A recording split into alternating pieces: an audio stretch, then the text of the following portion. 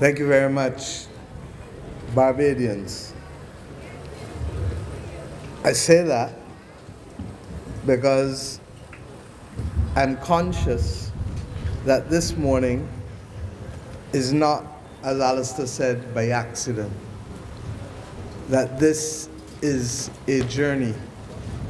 And I see a lot of little children here and their parents and grandparents.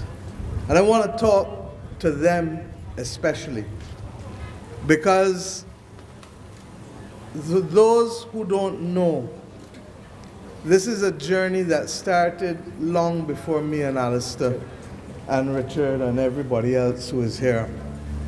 Marcia, everybody. Someone sent me an article a couple years ago that even gave me greater context. And it was my grandfather fighting the battle for the vendors 60 years ago, 60-something years ago. Wow. And as you continue to read the pages of history, you recognize that the construct that allowed for the level of activity to take place on this island to be controlled by a minority meant that you had to reconstruct every phase and every sector of human activity in order to be able to allow that dominance, the space and air to grow and grow and grow. And within the last century, we determined that that could no longer be the premise upon which social and economic relations in our country could be based. And we stopped being ashamed, in large measure, of who we are and what we do. And it is significant for me that I speak opposite the monument of Griner on the mighty Griner Highway, when almost 1 year ago, I had cause on this highway to give a similar type of talk. And that's why I want the younger members in this audience in particular to listen very carefully to me. We haven't come here by accident. This is a journey. And we must do as much as we can to carry the baton in this relay.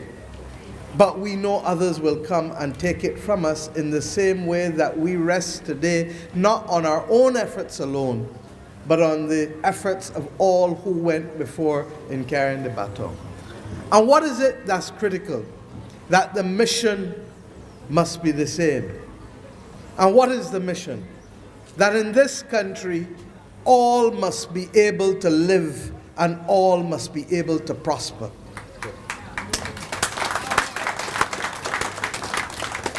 And I want to repeat myself, because the notion that we can premise development on the ability of a few, whether that few moves from 10% to 30% to 40%, and believe that that is the destination of those of us who are trying to right centuries of wrong and underdevelopment, then we must pause and think again.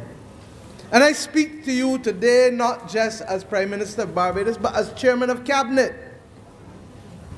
And when I say to you that all must live, I mean so.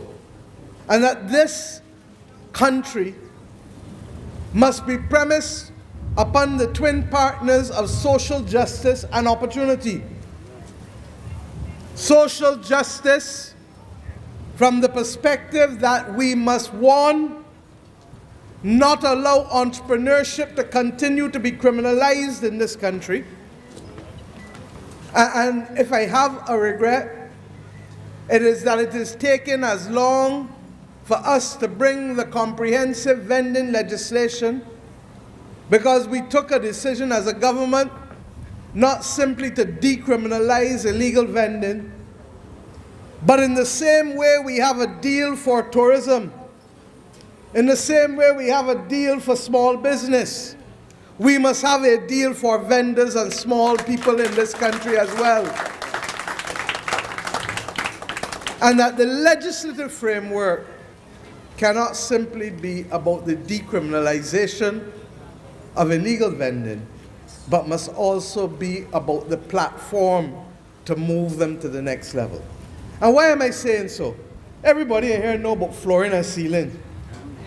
Not true? Well, the flooring can't stand so low no more. The flooring got to rise. The flooring has to rise in this country. I'm not putting a limit on the ceiling.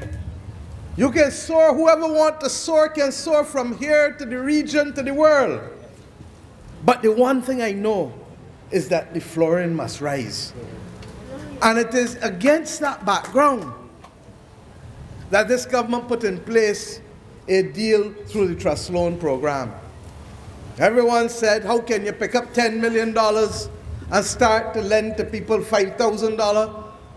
Because people need to develop a credit history. When you go somewhere to borrow money, they want to know who you borrowed from before. They want to know how you pay back. They want to know if they can trust you. When you in a meeting turn, man, see what this dude, this whiz and say, wait, she trustworthy? We could bring she in this circle? Huh? I tell a lie? All of us here know the truth. And the trust loan program, there's no immediate precedent for it anywhere else. But the trust loan program was premised when I first announced it in New Orleans before the election, that if we can't afford to take $10 million out of a $3 billion budget every year and make it available to people for a $5,000 loan and ultimately a $10,000 loan so that they can get started in the most basic of ways of making dreams real, then we are not in the right business in this country. Because what we are doing, we can't talk about reparations internationally if we don't understand reparations locally.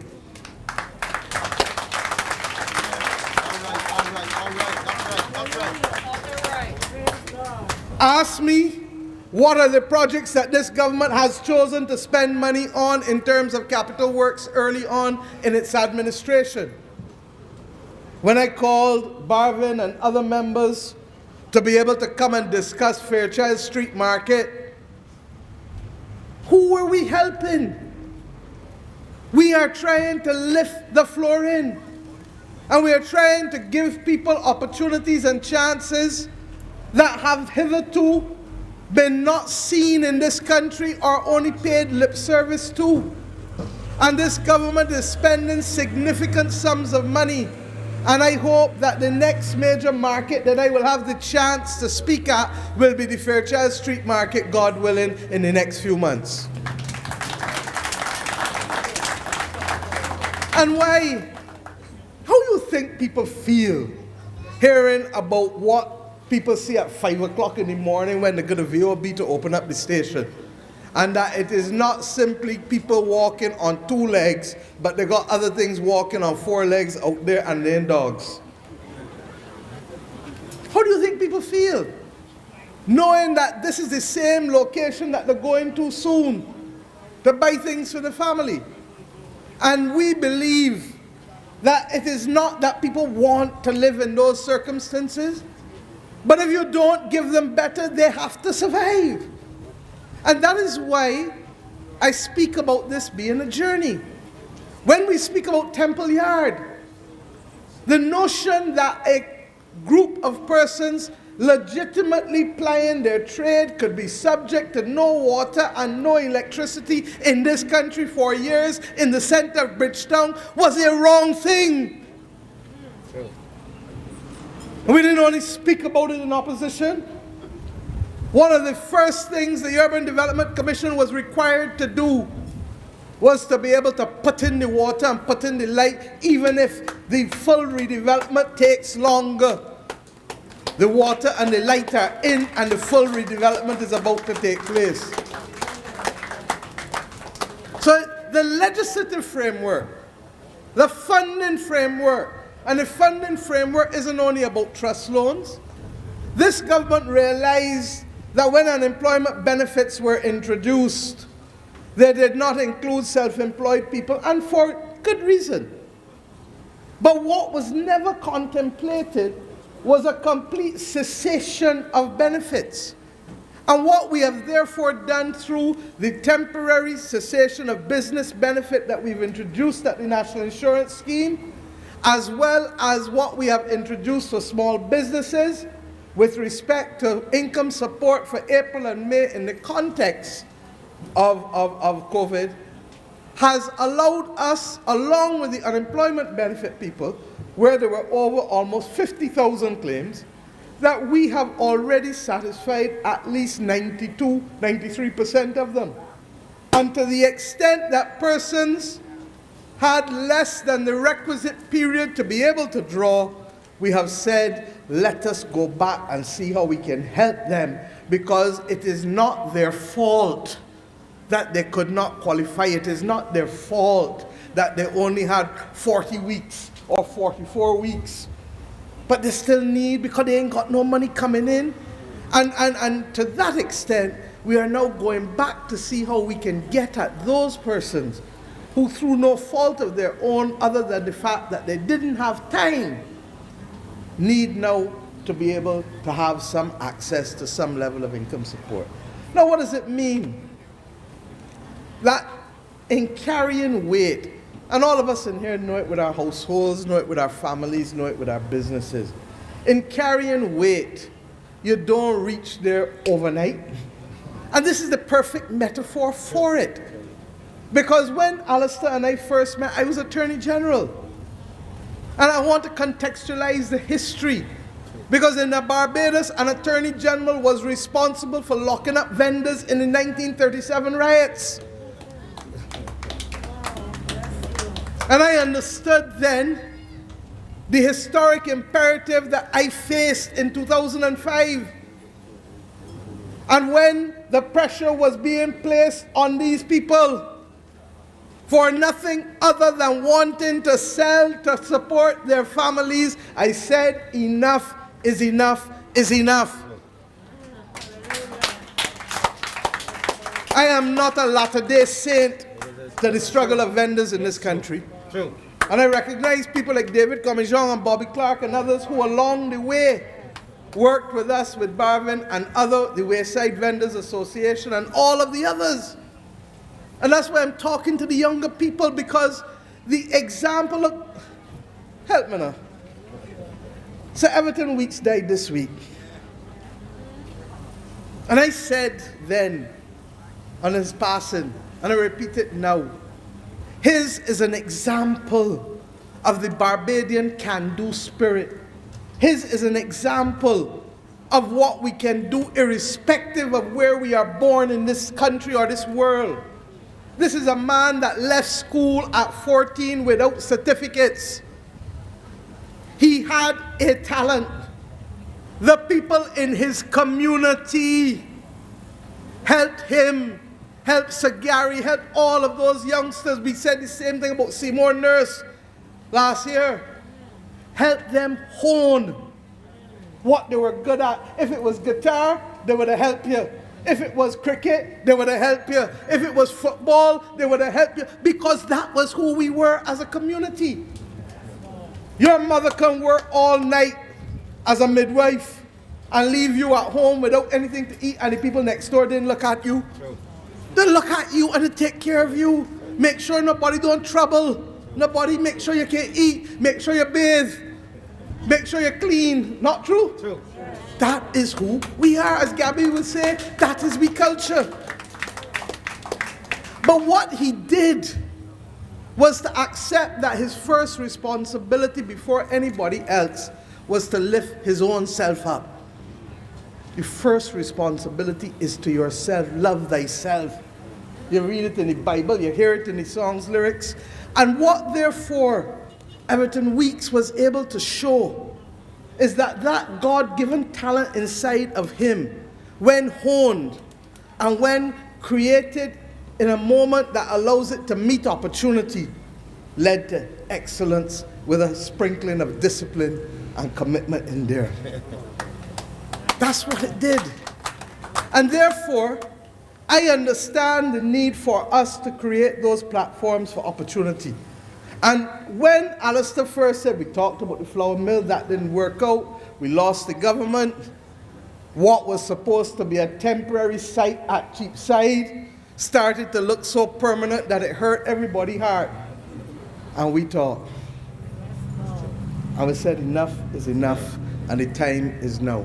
And I want to commend the Urban Development Commission, its chairman, its director, and all of the workers therein for working with dispatch to allow us to be here, because they understood the critical importance of us spreading out, especially during COVID, because we wanted to be able to allow you to open back so that not only you could live, but that the farmers who you buy your vegetables from, whether here or from the boats, could live. But I use this opportunity to also say that we now know that we need to produce more here. And that in the same way people want to know how we can get out of this, you start by doing your own thing. I got 2 sweet potatoes and a yam in my kitchen window growing. It's a fact. I got peppers to the front. I got okras to the front, in front of my living room growing in pots before I'm ready to transplant them. Not true? So, all of us can make that difference. And for some of you who are vendors who traditionally have been just vendors, I urge you that if you want to come forward, the Minister of Agriculture will allocate you with the requisite land, because the feed program we have is intended not just to be a feed program, but a platform for investment for ordinary people to grow in this country and move from stage to stage to stage to stage. Predial larceny, we get it. And the minister brought the paper. And yes, we will deal with the drones and the geofencing and all of the technology and the predial larceny unit within the police force. But I want to speak to Bajans now. If you growing something that you tending to day after day after day after day, how you going to feel when somebody go and thief it? How you going to feel when somebody mash it up? How you going to feel when the rain don't come and it don't grow? And if we would just start to put ourselves in the position of how others feel, then we will do far better. So that my first appeal on predial larceny is not to the police, is not to the technology, it's to you and me. Yeah. It's to all of us. Livy, if you see somebody thieving and breaking somebody's ground, stop them. Stop them. And that has to be the approach across this country if we are going to do it. When the old people lived in World War II, what did they tell you they used to eat? A lot of big grain rice. Ask how many children around here what big grain rice is today and they don't know. Big grain rice is sweet potato. Sweet potato. And all the fancy nutritional magazines coming out now with cauliflower rice and cauliflower mash and all of the ground provisions being used in ways to take people away from eating tin food and food that can be good for your body. Minister Cadell was reflecting last week or week before that we have become accustomed to this notion. You know, Bajans like to take a notion and hold on to it for dear life.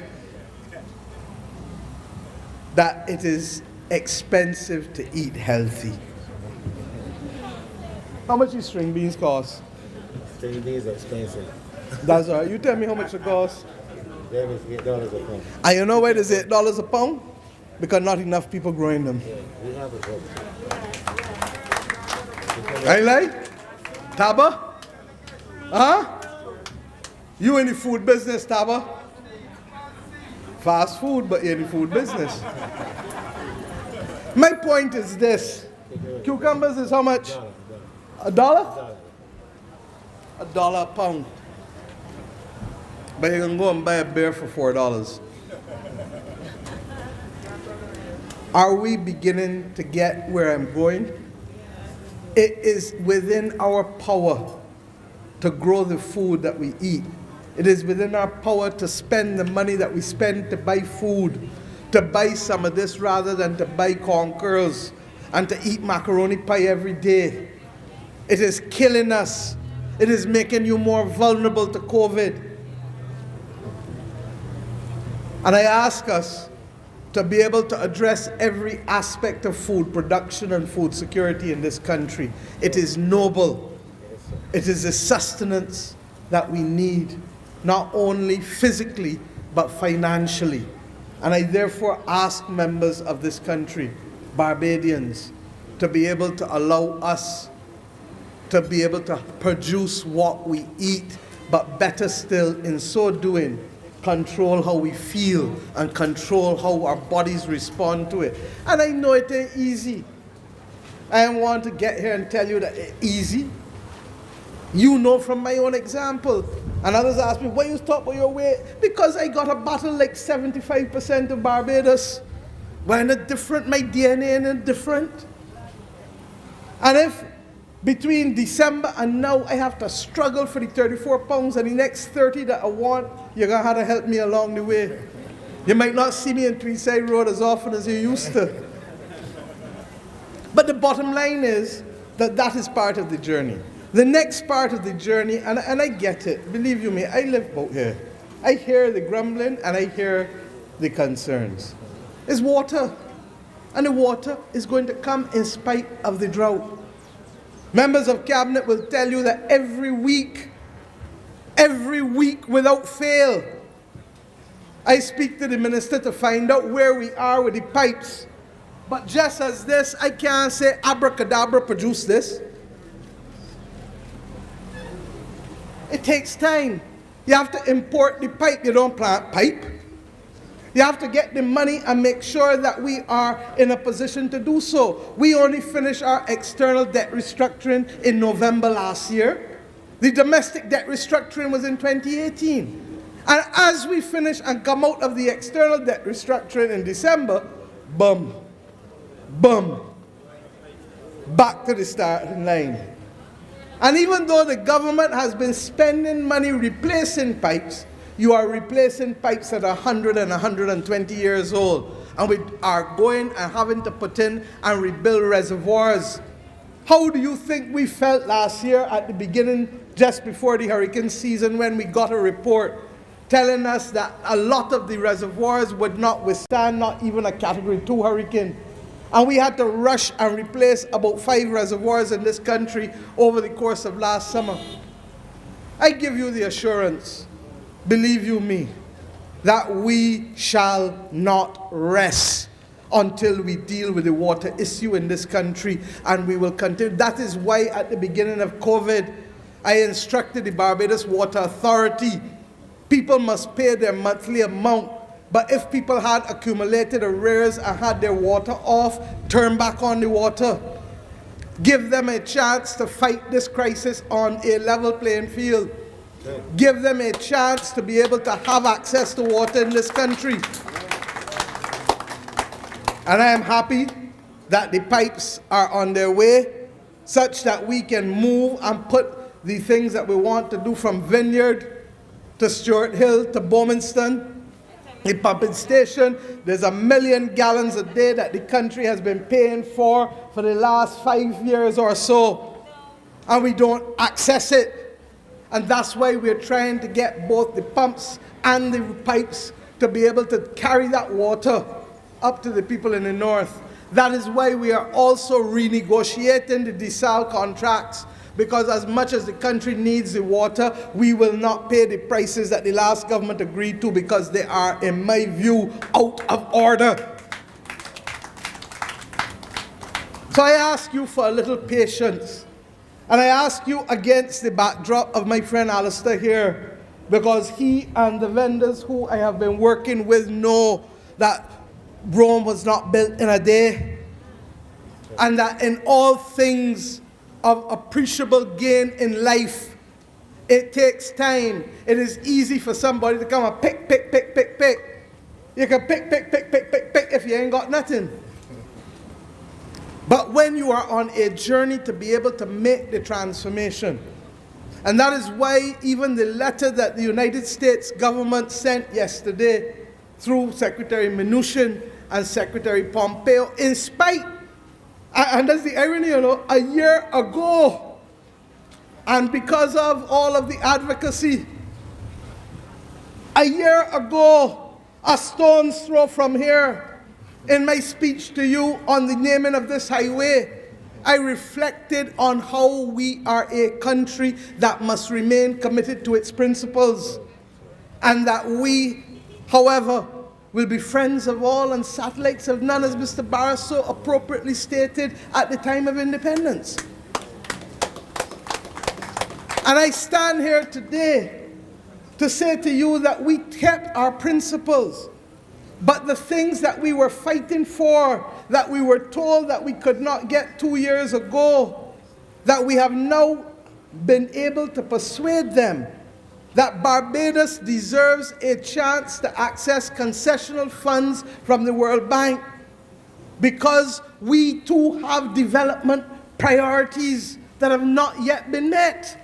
And that the notion that we are graduated and cannot access these funds in the middle of a pandemic, or in the case of Bahamas, after a hurricane of the strength of Dorian that sat on it and sat on it and sat on it, is almost criminal. And I thank them. I quarreled last year, a year ago. I thank them today for yielding and agreeing that this battle which we fight is a noble battle and is worthy of agreement. But I give you these things this morning because I realize that leadership cannot simply be about dictates. Leadership has to be about conversation. Because if we don't have the conversations, we don't spark people on their own journeys, on their own thoughts, on their own poetry, on their own actions.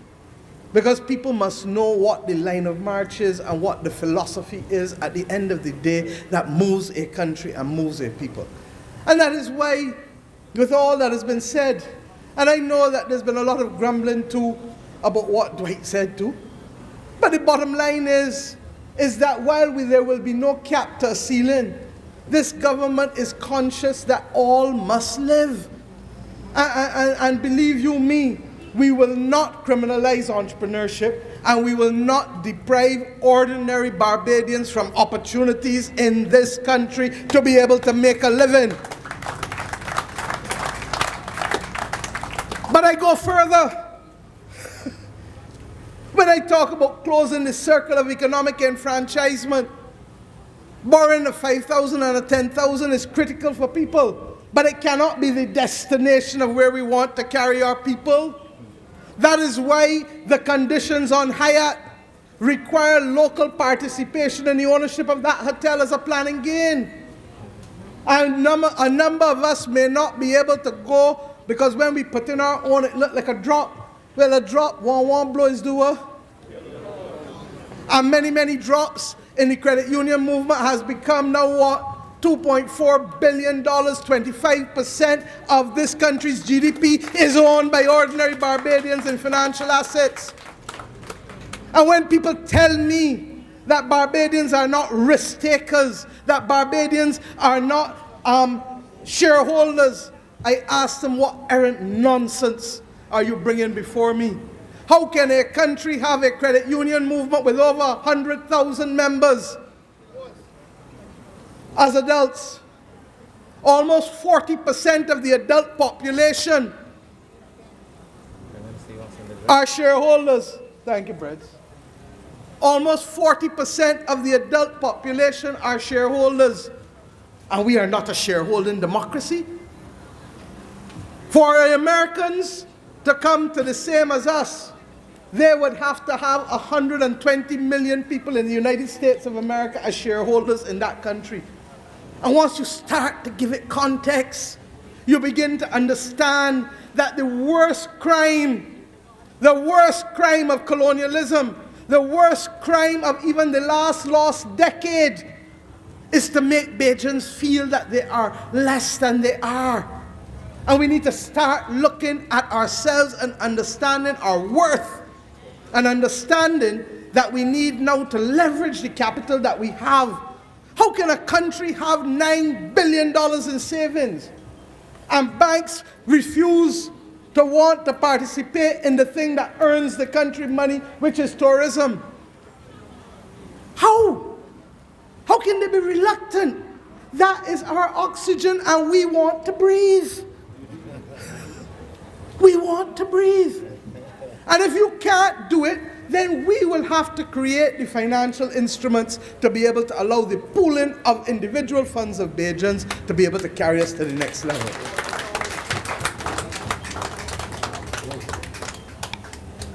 So my friends, all must live. If you remember nothing else from my speech this morning, all must live. And we must create that platform to move to the next level. And whether it is your anxiety on water, hold strain, we got it, you're going to get it. Whether it is your anxiety on a difficult period of time in our country's history, the whole world is facing it. But the one thing I know that we need to get out of this is to do so. Give me the next hand. And lock it. Once you lock it together in a fist or fingers clasped together, hand in hand and hand in hand, this is what will make the difference to our country's success or to its failure.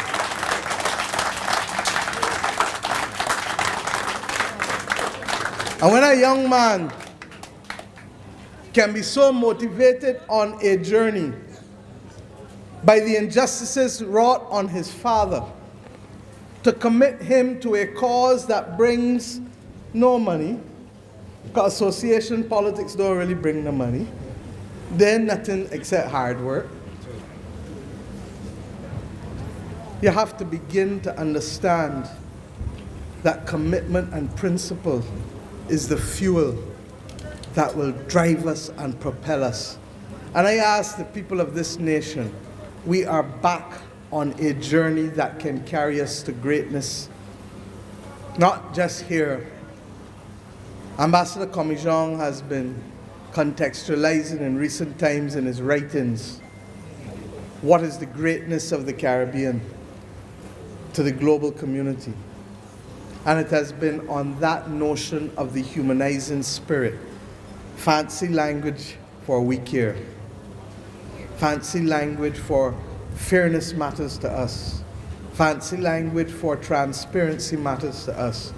Fancy language for being decent and human is what we are proposing as the construct that will guide the global community. And that in the same way it is wrong to deprive people, as has happened to black people for centuries in the United States of America, it is wrong to deprive small states from the opportunities that are legitimately theirs. Recognize the limitations that smallness has, but recognize the agility that smallness gives us. And agility does not require abandonment of principles. Agility does not require abandonment of caring. And you may ask yourself, why does she keep giving these speeches? We hear her. You hear me. But the little kids out there and the other people out here who need to keep hearing have not yet heard. And this battle to move as many people, to lift the flooring up, requires repetition, not by me alone, but by all of you, by all of you. Because it is that gives the average young person the commitment and the passion to know that they can do better. I sit down here and watch this gentleman do this magnificent piece of carving with the vegetables. What's your name, sir? Marlon Waterman. And I say to myself, why would we want to go and buy some plastic flowers from Taiwan for a birthday party? when I could come down here and get Marlon to give me a centerpiece for my table so that the table look a certain way when my guests come home at me. Not true? And the money stays in Barbados. Huh? And that is the kind of sea change that we're talking about in this country. But no amount of my talking about it or wanting it or praying for it will make it happen. It will only happen when the majority of Barbadians are moving in that direction. And for that to happen, it requires education, education, education. And that is why Clement Payne said what? Educate, agitate, organize, educate, agitate, but do not violate. And it is as relevant today. Look at this other beautiful piece. It is edible art. That's what they call it. Oh Lord, I didn't know I had my picture too. So you really see the kind of artistry, honestly, that is available in this country. And we need to pull it up. People feel that farmers markets are something new to Barbados. It's just that how markets are organized changes depending on the audience. And I hope that this market here at Spring Garden will admit of opportunities for all types of Barbadians doing all kinds of things that are legal and making sure that people can come here on a Saturday morning, discuss some politics, buy some goods, go in the sea, enjoy and bring your family and do the most wholesome of things, building family, building community, supporting entrepreneurs, supporting Barbados. This is who we are. Thank you and God bless.